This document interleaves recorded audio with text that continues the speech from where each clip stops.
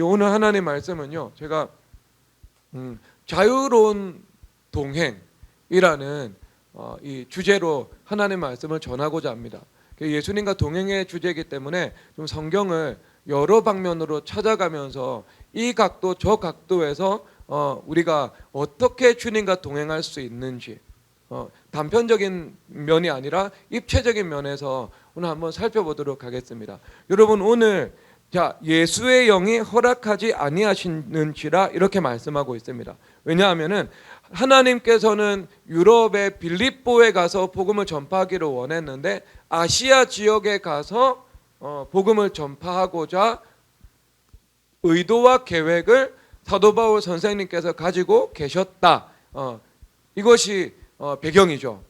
그러면 사도 바울 선생님께서 과연 율법주의자가 되어서 자기 주도성을 가지고 하나님께서 원하시는 것이 아니라 자기가 원하는 것을 추구하면서 자기 뜻을 관철시키고자 하는 그 영적인 배경이나 그 중심에 입각해서 행동을 했다라고 볼 수가 있습니까? 아니면 없습니까? 그렇게 볼 수가 없지요. 여러분, 고린도 후서에서는요 이렇게 말씀하십니다. 제가 찾아보도록 하겠습니다. 고린도 후서 1장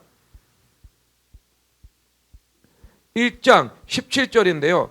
이렇게 계획할 때 어찌 경솔히 하였으리 혹 계획하기를 육체를 따라 계획하여 예예하면서 아니라 하는 일이 내게 있겠느냐라고 말씀하십니다. 이 말씀은 사도 바울 선생님께서 고린도 교회로 방문하기로 계획하고 그것을 고린도 교회 성도들에게 이미 언질한 것을 배경으로 하고 있는 겁니다. 그런데 사도 바울 선생님께서 고린도 교회 사정을 지금 보니까 내가 직접 가는 것은 도움이 되지 않는다는 판단이 들었던 겁니다. 그래서 1차적으로 누구를 보내냐면요, 사도 바울 선생님의 제자인 디모데를 보내었습니다. 근데 디모데를 보내었는데 디모데가 이 고린도 전서 내용에 입각해서 보면은 교회를 수습하는 일들에 실패를 했습니다. 왜냐하면 디모데는요 예민한 분이었고 부드러운 분이었습니다. 그래서 디모데서에서 보면은 사도 바울 선생님께서 말씀을 하잖아요. 너의 위장병을 위해서 포도주를 조금씩 쓰라. 이 말씀은 사도 바울 선생님과 디모데 사도는 와인을 마시지 않았다는 것을 말씀하고 있는 거죠. 그런데 아주 제한적인 용도로 위장병을 치유하고 다스리기 위한 용도로만 와인을 써도 된다라고 성경에서 분명히 이야기를 하고 있습니다. 자, 그러면 왜 위장병이 나요? 예민하고 소심하고 그런 기질을 가지고 있는 사람들이 주로 위장병이 납니다. 아주 담대하고 대범하고 굵직하고 이런 분들은요 위장병은 여러분 없습니다. 그러면 이 다소 소심하고 또 위축되어 있는 경향도 조금 있는 디모데 사도를 보내었는데요. 일단 그 고린도 교회가 항구 도시잖아요. 예나 지금이나 항구 도시 사람은요 일반적으로 조금 더 거친 성향을 가지고 있습니다. 왜냐하면은 비바람을 맞고 살아가잖아요. 바닷바람을 맞고 살아가잖아요. 그리고 그 험한 바다 가서 어업도 하고 힘도 쓰면서 살아가잖아요. 그래서 그런 분위기 자체가 조금 거칠 수 있습니다. 그리고 인천 같은 이 항구 도시 같은 경우는요, 부산도 마찬가지고요. 외항선이 많이 들어오지 않습니까? 그러면 그 외항선을 타고 있는 사람들이 수개월 동안 바다 생활을 하잖아요. 그러면 육지에 내렸을 때 무엇을 하고 싶겠습니까? 2박 3일 동안 방탕한 생활을 하고 싶은 그 욕구가 분출이 되겠죠. 성령 하나님께 제어가 되지 않는 이상 강한 도덕성으로 무장되어 있는 율법주의자가 아닌 이상 거기서 죄가 분출된다는 것은 뭐 상식적인 일이라고 볼 수 있습니다. 그러니까 어떤 그런 죄악의 이 수준도요 어떤 고립되어 있는 지역보다 훨씬 더 높다라고 볼 수 있습니다. 그러니까 죄도 많고 기질도 강하고 그리고 뭐 이렇게 장사하는 사람들도 많고 그러다 보니까 거기서 디모데 사도가 가가지고 수습하는 일에 애를 먹은 거예요. 그런데 그래서 사도 바울 선생님께서 그 다음에 누구를 보내냐면 디도를 보냅니다. 근데 디도는요 강한 분이었습니다. 어디에서 증명되냐 하면은 디도서를 보면은요 디도를 크레타 섬으로 보내거든요. 그런데 크레타 섬에 대해서 말하면서 크레타 사람들은 사도 바울 선생님 편견이 있는 분이 아니에요. 뭐 그들은 아주 뭐 거짓말쟁이고 아니 뭐 문제가 많은 사람이다 이렇게 디도서에서 이야기를 하고 있거든요. 그러니까 가장 험지의 디도를 파송했습니다. 그럼 디도는 어떤 사람이었을까요? 기질대로 하나님께서 사용하시니까 매우 강하고 담대한 사람이었습니다. 그래서 강하고 담대한 디도께서 고린도 교회 가가지고 그 문제를 수습하고 오거든요. 그래서 사도 바울 선생님께서 다시 이 평강 가운데 너희는 그 범죄한 자들을 용서하라 이렇게 서신을 작성하고 있는 것이 고린도 후서 초반부에 나오는 겁니다. 그러면서 사도 바울 선생님께서 말씀하시는 게 사도 바울 선생님께서 직접 가지 않고 디모데를 한번 보내고 그 다음에 디도를 보내었죠. 그러니까 직접 간다는 그 계획을 사도 바울 선생님께서 철회하신 거죠. 그런데 그 철회한 것을 내가 육을 따라 계획한 것도 아니고 경솔하게 계획한 것도 아니다라고 말씀을 하고 있는 거예요. 너희들에게 가고자 했던 것을 너희들에게 가고자 했는데 이 가고자 한 것도 육을 따라 한 것이 아니고 성령 하나님을 따라 한 것이요 가고자 하다가 내가 먼저 가지 않고 디모데를 보내고 디도를 먼저 보내었는데 이것도 경솔하게 계획한 것이 아니고 이것도 신중하게 계획한 것이다 라고 말씀하고 있는 거예요.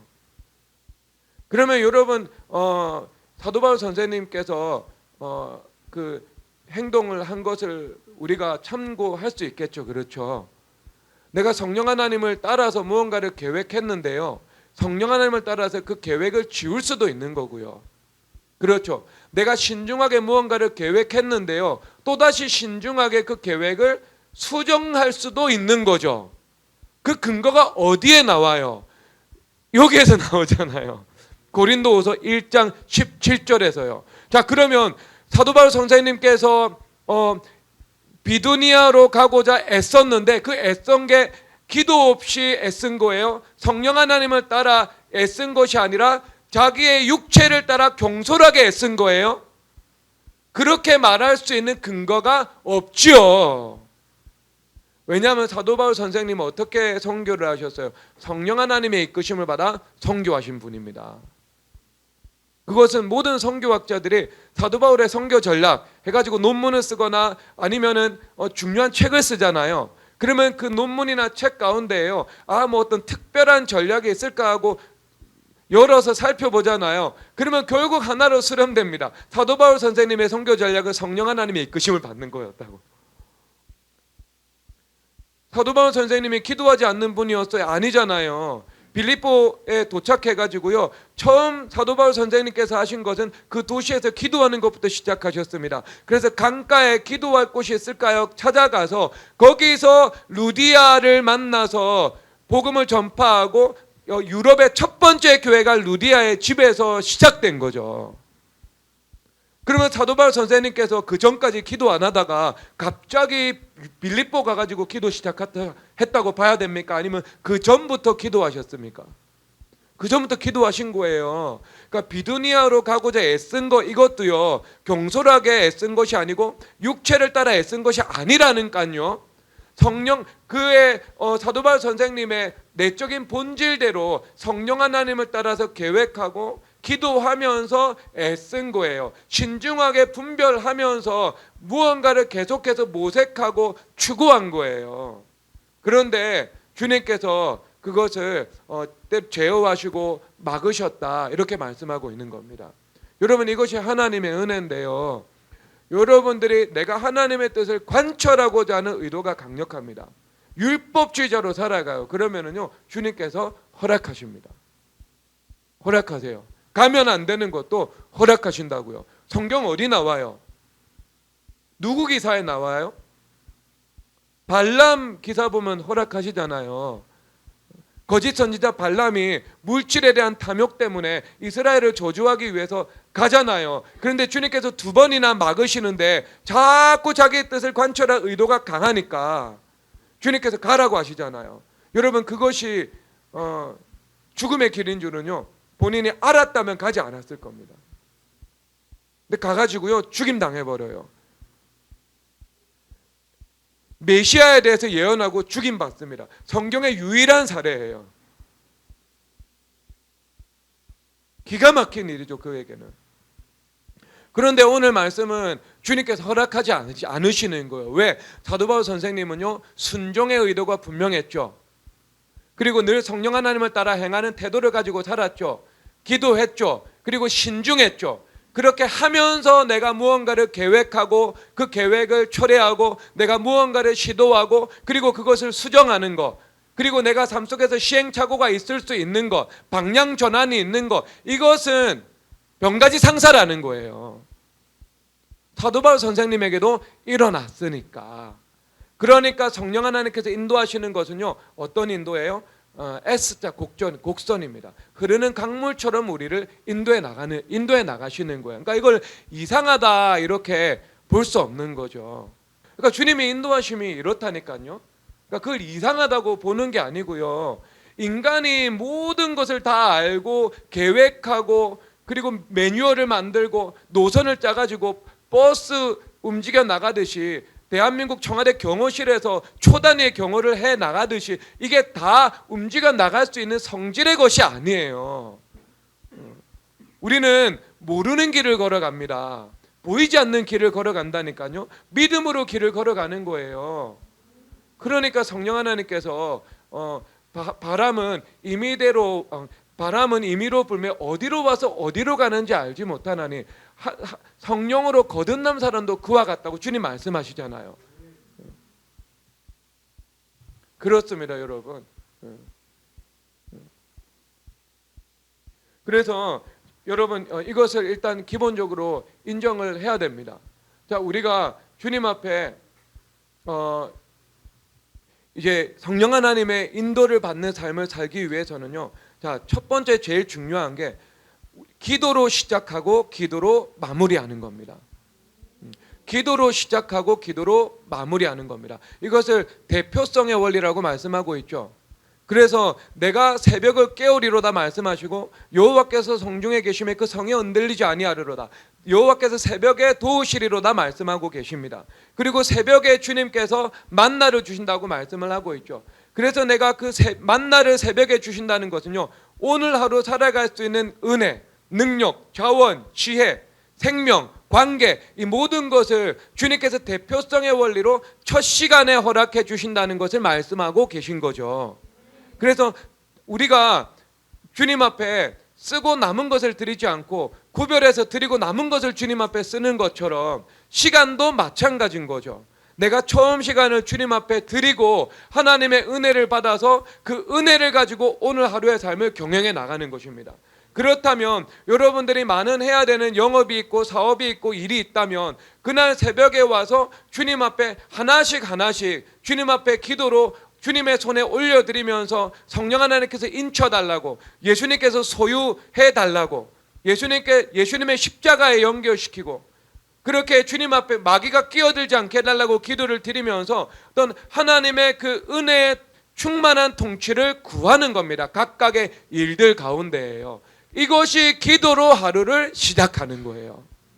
그리고 똑같이 마무리하는 것은 그렇게 긴 기도를 하지는 않죠. 우리가 짧지만 주님 앞에 내 삶을 되돌아보면서 잘못한 것이 있다면 그 자리에서 회개하고, 그리고 오늘 하루의 삶에 대해서 감사하면서, 그것은 5분 10분이 넘어가지 않습니다. 그 기도는요. 그렇게 마무리를 하고 내가 잠자리에 드는 겁니다.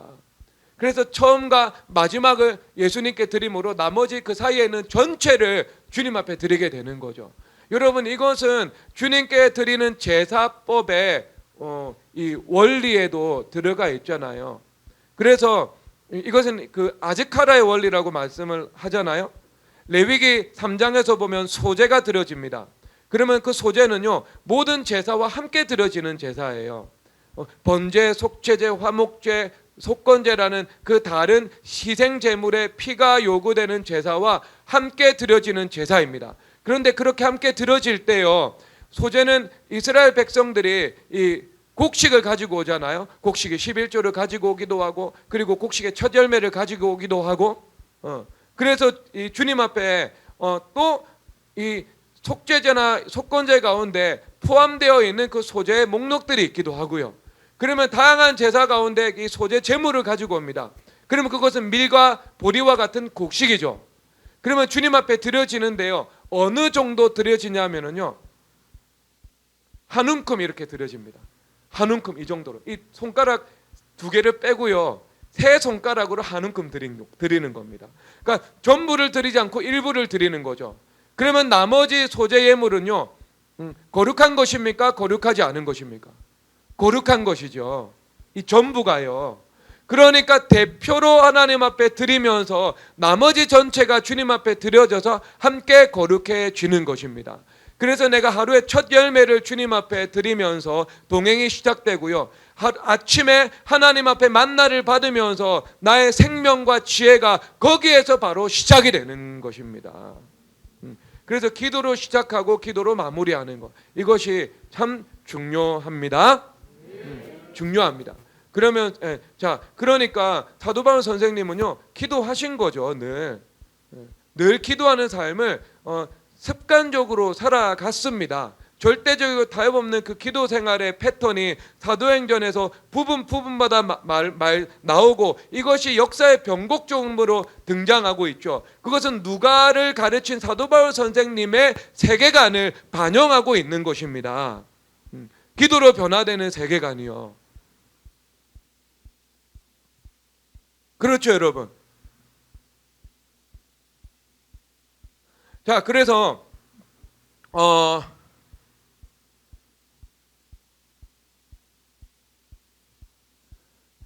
여러분, 그래서 요게 안 하려고 그랬는데, 그 레미제라블 책에서 보잖아요. 그 빅토르 위고의 세계관이 들어가 있죠. 그 책에 보면은요, 그 책에서 가장 중요한 터닝 포인트는요, 장발장이 미래의 주교로부터 용서를 받거든요. 용서를 받는데 또다시 한 번 더 죄를 범합니다. 그리고 나서 거기에서 자기의 마음이 무너지죠. 미래의 주교의 이 고귀한 사랑과 용서, 그리고 자기의 영혼의 그 비참함, 그 앞에서 마음이 무너집니다.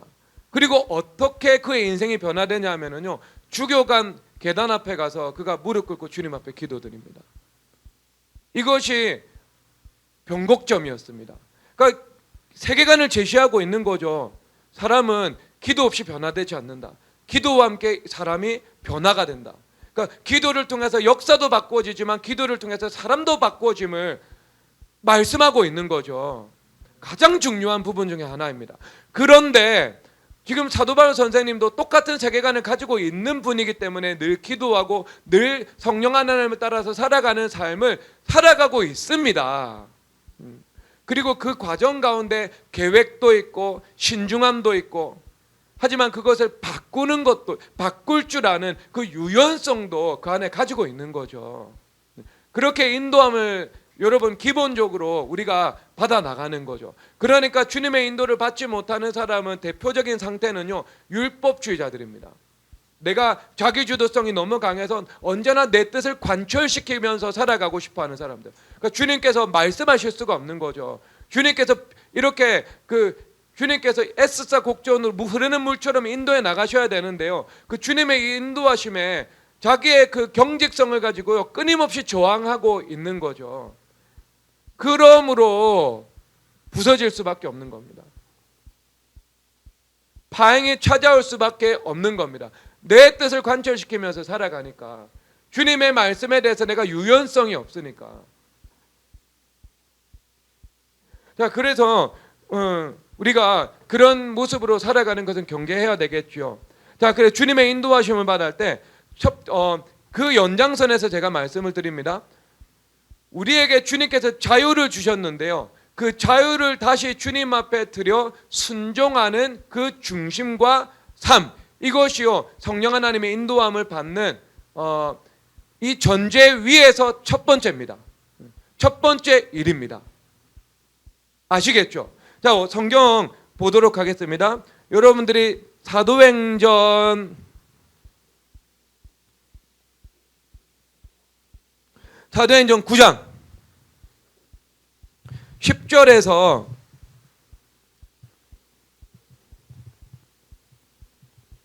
11절까지 읽겠습니다. 시작. 그때 다메섹에 아나니아라는 제자가 있더니 주께서 환상 중에 불러 이르시되 아나니아 하시거늘 대답하되 주여 내가 여기 있나이다 하니 주께서 이르시되 일어나 치가라 하는 거리로 가서 유다 집에서 다섯 사람 사울이라는 사람을 찾으라. 그가 기도하는 중이니라.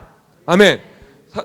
다메섹에 아나니아라는 예수님의 제자가 있었는데요. 그 제자에게 사도 사울이라는 자가 지금 있으니까 직가라는 거리로 가서 유다의 집에서 찾아내어서 그에게 기도를 해줘라 이렇게 말을 합니다.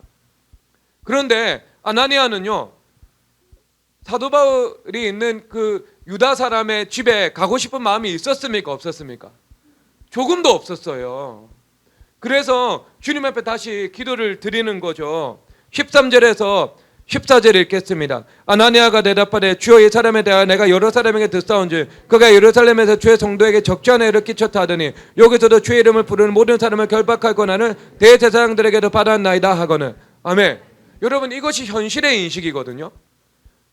현실의 인식이었어요. 지금 사도 바울 선생님은 변화되기 전 사울이던 시절에 예수님 믿지 않는 사람들을 결박하고 그리고 예수님을 저주하게까지 했다고 말을 하고 있거든요. 그래서 자기는 핍박자요, 폭행자요, 박해자였다고 말씀을 하고 있습니다.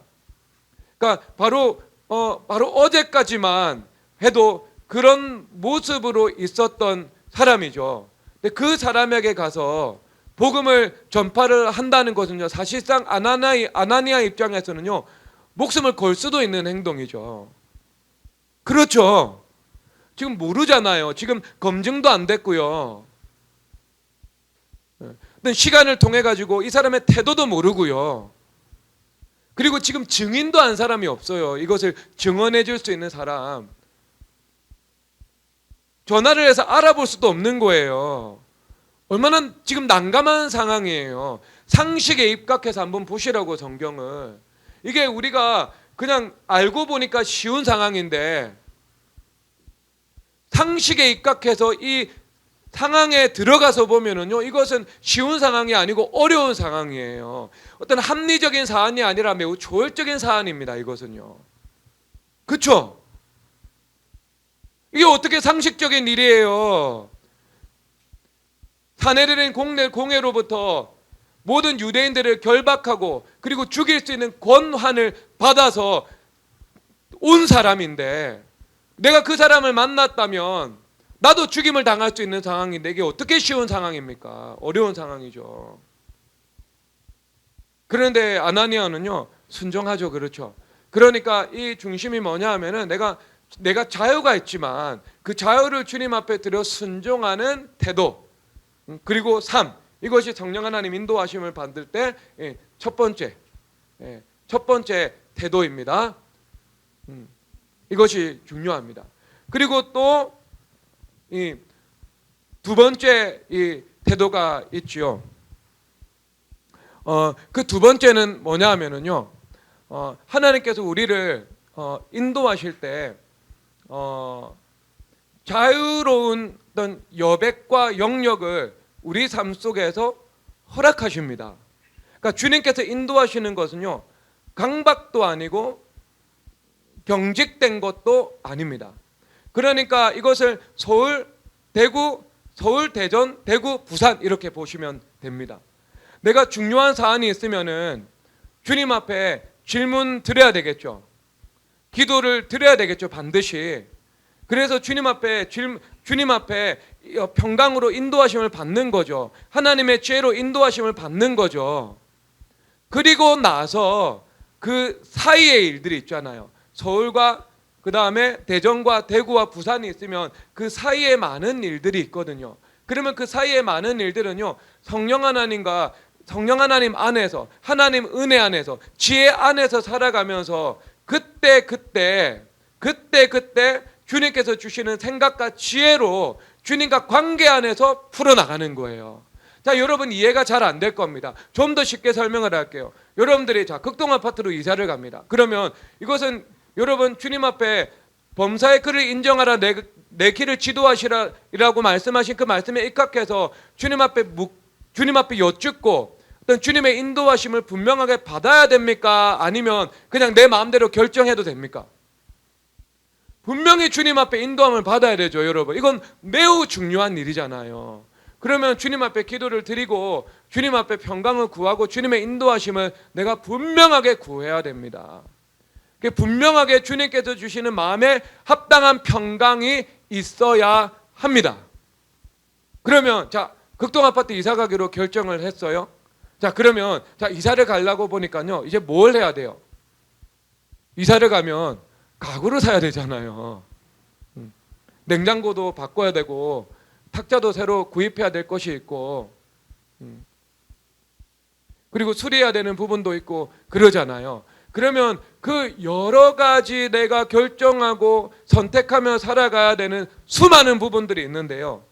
그런 세세한 부분들을 내가 이제 그때마다 엎드려서 주님 앞에 질문을 드리면서 내가 받을 수가 없잖아요.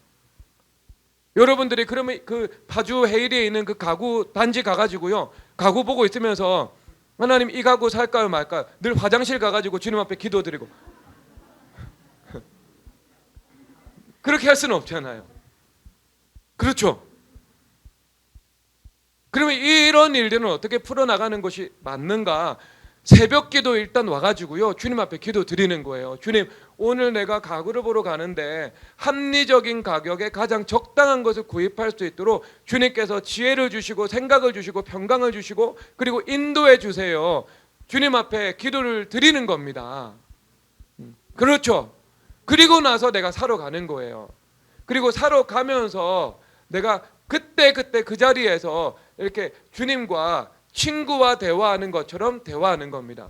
주님, 이 탁자를 보니까 가격은 비싼데 질이 참 좋은 것 같아요. 그런데 이 탁자는 가격은 합리적인데 질은 처음의 것에 비해서 조금 좋지는 않은 것 같습니다. 주님, 어떤 게 더 좋을까요? 이렇게 그 주님 앞에 대화하듯이 묻는 거예요. 여쭙는 거예요. 그러다 보면 주님께서 나에게 이 생각을 주시는 거예요. 그때 아니야, 너 여기 다른 가게 한번 가볼래? 그러면 이게 내가 다른 가게 한번 가보고 싶은 생각이 드는 거죠, 그때.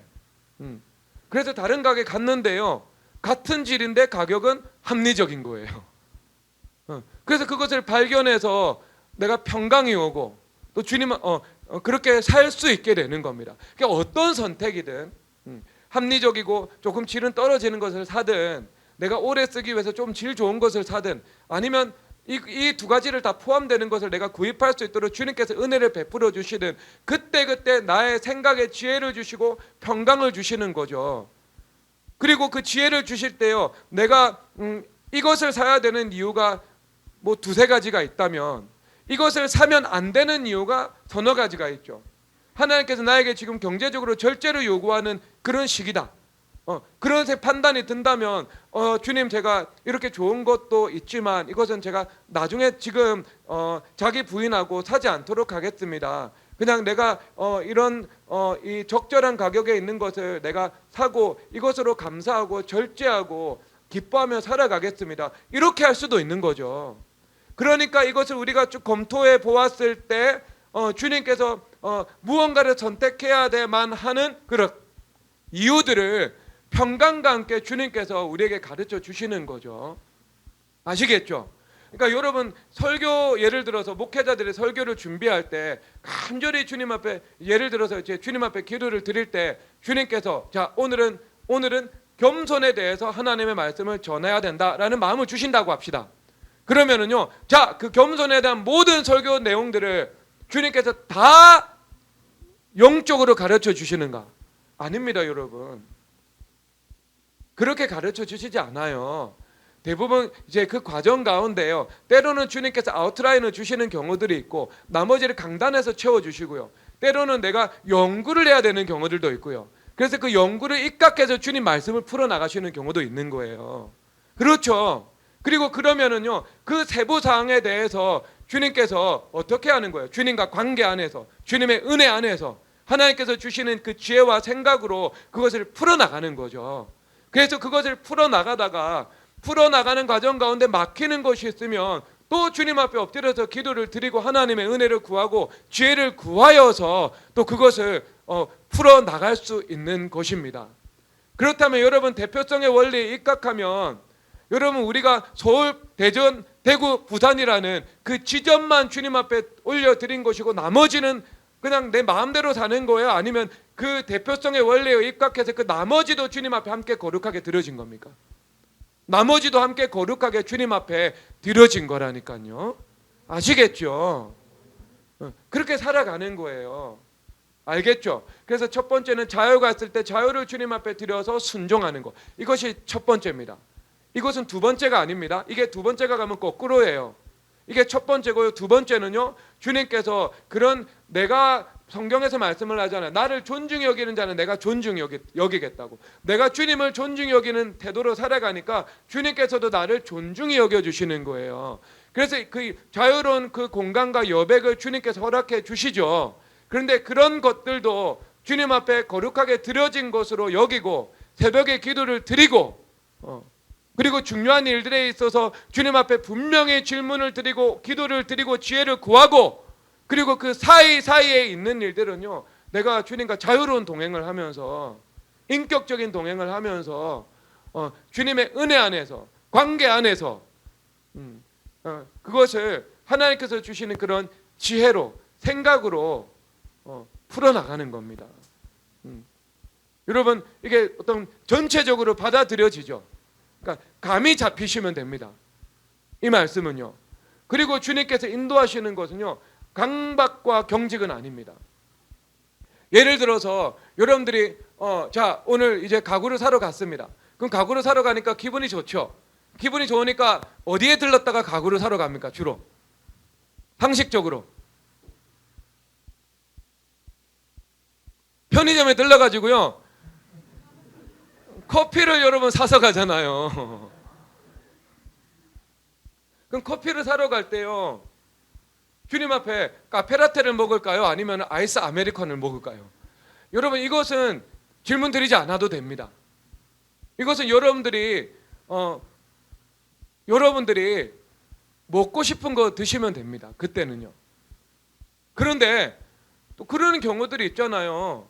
여러분 스스로 내가 나를 잘 몰라요. 그래서 무엇을 먹고 싶은지 잘 모르겠어요. 그러면 주님 앞에 욥주는 거는 죄가 아닙니다. 그러면 주님께서 생각을 주시겠죠. 이 집 커피는 불탄 커피니까 몸에 안 좋다. 루이보스 티를 마셔라. 농담이에요. 농담이에요. 그러니까 주님께서 그런 범사에 인정을 할 때 어떤 마음을 주신다고요. 생각을 주시는 거고요. 지혜를 주시는 거고. 그렇게 주님께서 인도해 나가신다고. 그러니까 그런 카페라테를 먹을까요? 아이스 아메리카노를 먹을까요?는요, 여러분들에게 주신 자유입니다. 그것은요, 강박이 되는 거예요. 강박이 되는 거.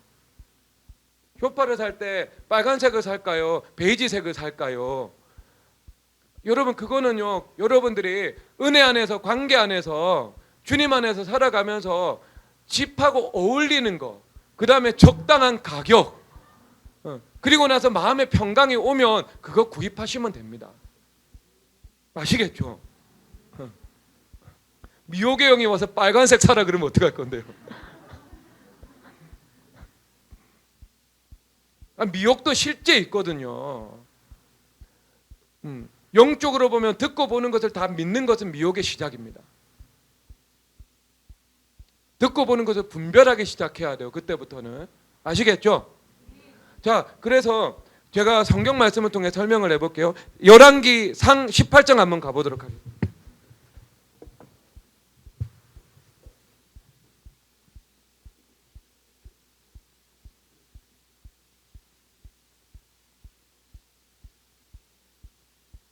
열왕기상 18장.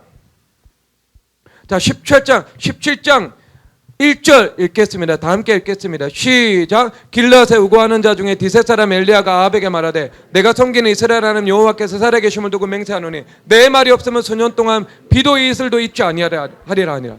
아멘. 이게 구약의 출애굽 이후에 가장 큰 대사건이거든요.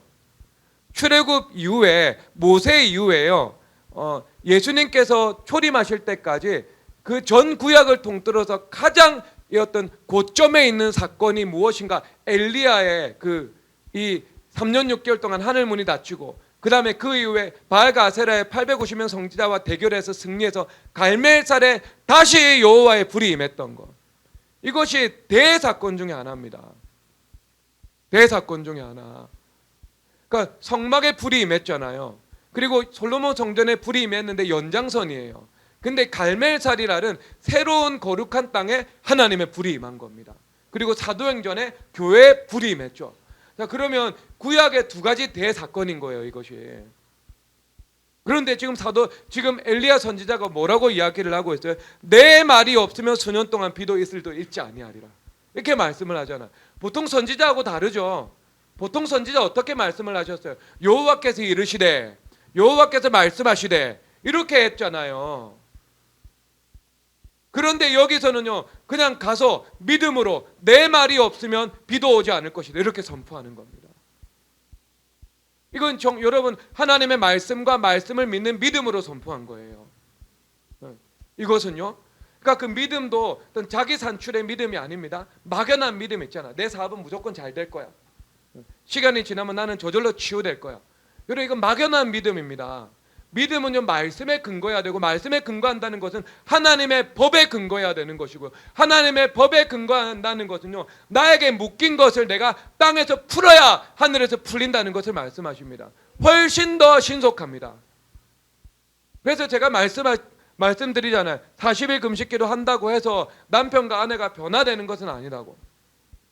하지만 남편과 아내가 변화될 수 있는 훨씬 더 신속한 길은 있다고 말씀을 드리잖아요, 제가.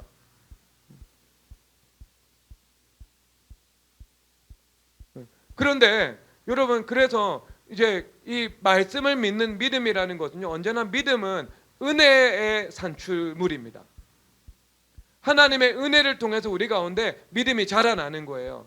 말씀을 들음으로, 말씀을 읽음으로, 그리고 주님과 기도를 드림으로, 죄와 원수마귀와 싸움으로, 이 모든 것이 나에게 믿음을 성장시키는 일이 됩니다. 그래서 그 말씀을 믿음으로 지금 선포한 것이거든요. 주님과의 관계 안에서.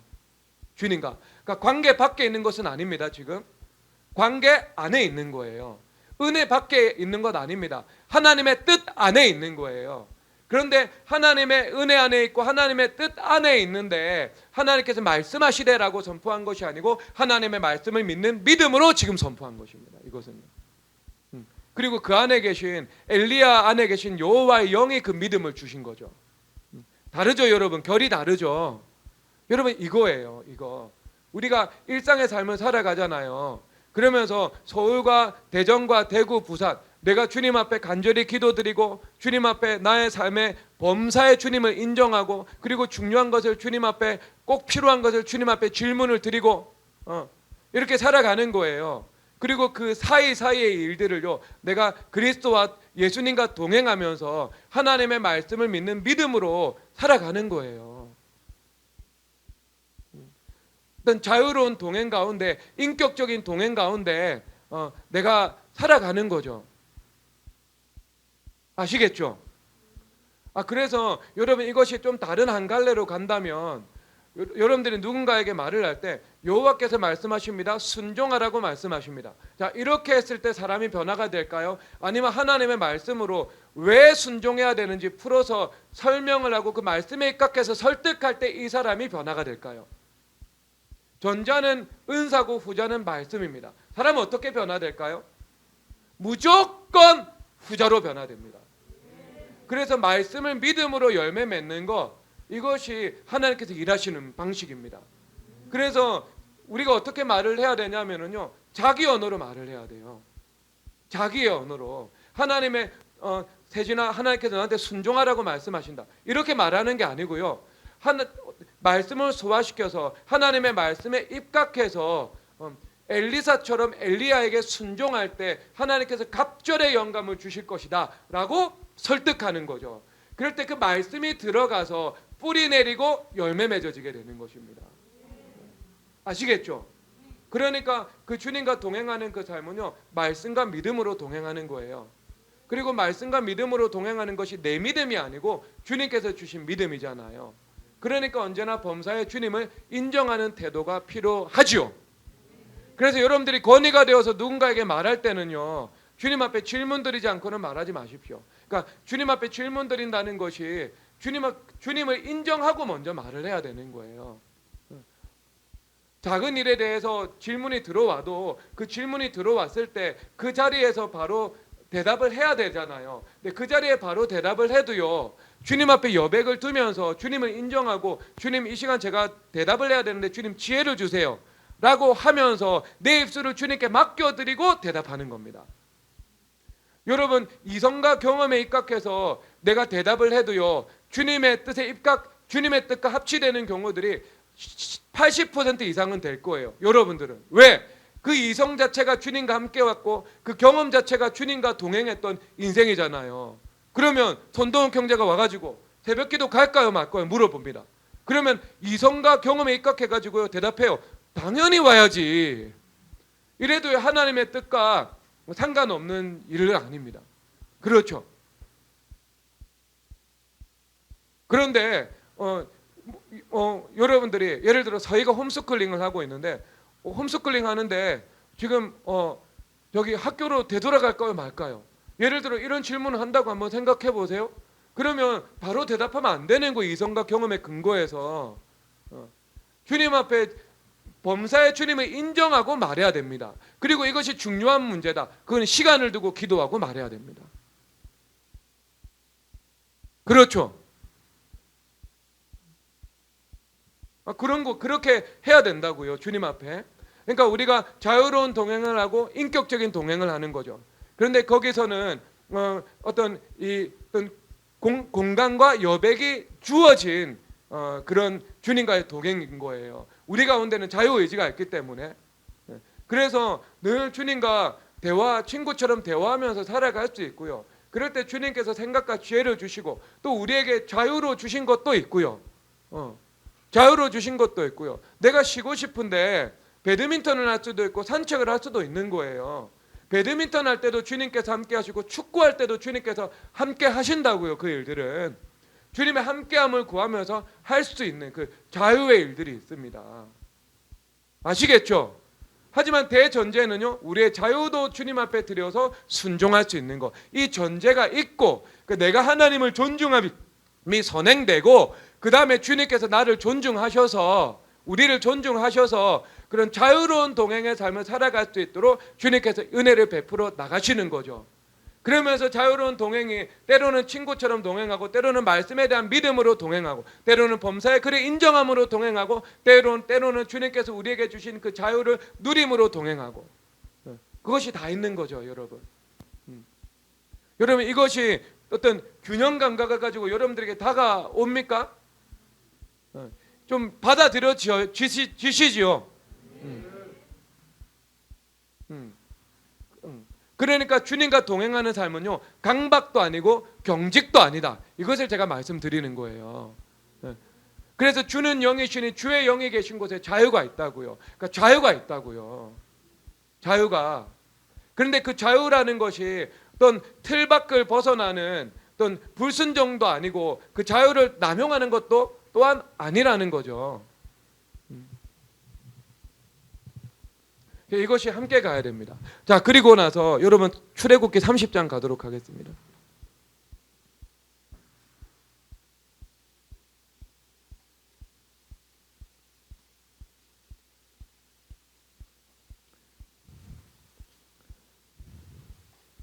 출애굽기 33장인데요. 출애굽기 33장 3절입니다. 33장 3절 다 함께 읽겠습니다. 시작. 너희를 적과 꿀이 흐르는 땅에 이르게 하려니와 나는 너희와 함께 올라가지 아니하리니 너희는 목이 곧은 백성이지 내가 길에서 너희를 진멸할까 염려함이니라 하시니. 아멘. 그래서 나는 너희와 함께 올라가지 아니하리니 이렇게 말씀을 하고 계십니다. 자, 이게 주님께서 주신 말씀이었어요. 말씀. 이건 미혹이 아닙니다. 함께하지 않는다고 말씀한 거죠. 그러면 이것을 그대로 받아들이고 주님께서 함께 하시지 않는데 그냥 주님께서 너 혼자 올라가라고 해서 혼자 올라가면 됩니까? 안 됩니까? 안 되는 거죠. 그래서 여러분, 이런 일들은요, 주님과의 관계 안에서 모세 선조께서 풀어나가고 있어요. 그래서 무엇을 시작했냐면요, 7절에서 보니까 회막을 진밖에 치고요, 기도 운동을 시작했습니다. 그러니까 하나님의 성품을 안 거죠. 그렇죠. 하나님께서 함께 하시기 원하고 함께 하시기 위해서는 너희들의 기도와 회개가 필요하고 내가 용서할 수 있는 법적인 근거가 필요하고, 그러니까 그것을 간파한 겁니다. 하나님의 뜻을요. 그래서 모세 선조가 지금 기도 운동을 하기 시작한 거죠. 회막을 만들고. 그리고 나서 이스라엘 백성들 중에 하나님을 향한 열심이 있는 자들이 회막에 모여서 여호와를 앙망함으로 기도를 드렸습니다. 그리고 나서 12절에서요, 모세 선조가 주님 앞에 이제 기도를 드리기 시작하는 거죠. 그러니까 이것은 굉장히 인격적이고 그렇습니다. 그래서 12절에서 보면은요, 나와 함께 보낼 자를 지시하지 아니하시나이다. 이 말씀은요, 주님께서 나와 함께 가지 않으신다고 말씀하시나이다. 이것을 애들로 표현하고 있는 거예요, 지금. 주님께서 나와 함께 하셔야 되고, 그러면 하나님의 사자도 보내셔야 되고, 주님께서 임마누엘 해주셔야 된다. 이것을 나와 함께 갈 자를 주님 지시하지 않으신다, 이렇게 말씀하고 계신 거죠. 그리고 나서 주님 앞에 무엇을 상기시키냐 하면은 모세에게 주셨던 언약의 말씀을 상기시키는 겁니다. 그래서 주님께서 분명히 말씀하시지 않았습니까? 나를 알고 나도 은총을 입었다, 이렇게 주님 말씀하시지 않으셨습니까? 그러니까 모세 선조와 여호와께서 가지고 있었던 그 관계에 의지해서 지금 기도를 드리고 있는 거죠. 이 백성을 버린다, 이 백성과 함께하지 않는다고 말씀을 하고, 이 백성을 심지어 나의 백성이라고 하나님께서 말씀하지 않고 모세 너의 백성이라고 지금 말씀하고 있는 거죠. 기가 막힌 거죠, 여러분. 이거는 그렇죠. 여러분들의 가정과 기업을 나의 기업과 가정이라고 말씀해 주시기를 원하십니까? 주님께서 제3자의 입장에 대해서 너의 기업과 너의 가정이라고 말씀해 주시기를 원하십니까? 청천벽력인 거예요. 그래서 이야기를 하는 겁니다. 내가 이제 여기서 딱 이제 주님의 뜻을 또 간파한 겁니다. 주님께서 나를 주님의 은총을 입었고 나에게 은혜를 베풀기를 원한다니까 하나님의 뜻을 안 거예요. 그래서 내가 주님 앞에 은혜를 입었다면 이 백성을 고아처럼 여기지 말고 주님의 백성으로 여기소서라고 이야기를 하고 있는 겁니다. 다시 하나님께서 모세 너의 백성이라고 말을 했는데요, 모세가 이스라엘 백성 기도시키고, 그리고 모세가 가지고 있었던 여호와의 관계에 입각해서 주님 앞에 조금씩 침노에 들어가면서 이제 이 백성은 나의 백성이 아니고 여호와의 백성입니다라고 다시 돌려드린 거예요, 지금. 근데 여러분, 주님께서 이만큼 넓으신 분이죠. 그렇죠. 이만큼 사랑이 풍성하신 분이죠. 헤세드의 주님이신 거예요. 지금 여기서는 그 모세가 무엇을 지금 요구하고 기도하는지 하나님께서 모르시겠어요? 다 알고 있지? 다 알고 계시지? 다 알고 계시면서요, 주님께서 열어주시는 거예요.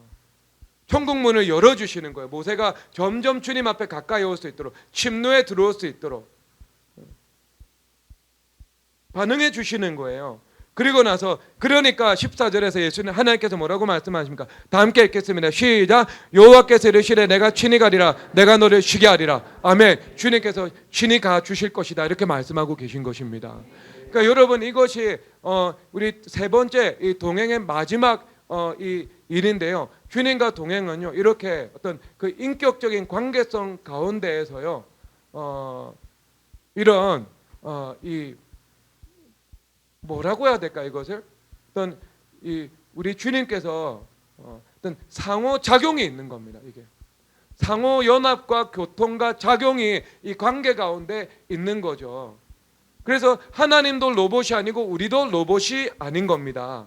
그래서 이 일을 너무 잘 알았던 모세 선조께서 너는 가나안 땅에 못 들어간다고 말씀을 하니까 주님 앞에 간절히 기도하잖아요. 혹 주님께서 주님께서 허락해 주실까봐.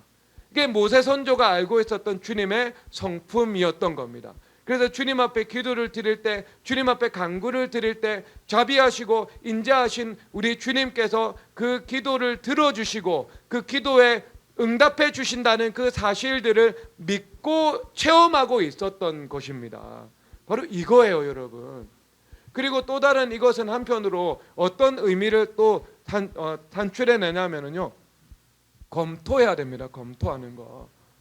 여러분들이 예를 들어서 영적으로 듣고 보는 것이 있으면은요, 그 듣고 보는 것을요, 바로 이 모든 것이 하나님으로부터 왔다라고 생각하면 안 됩니다.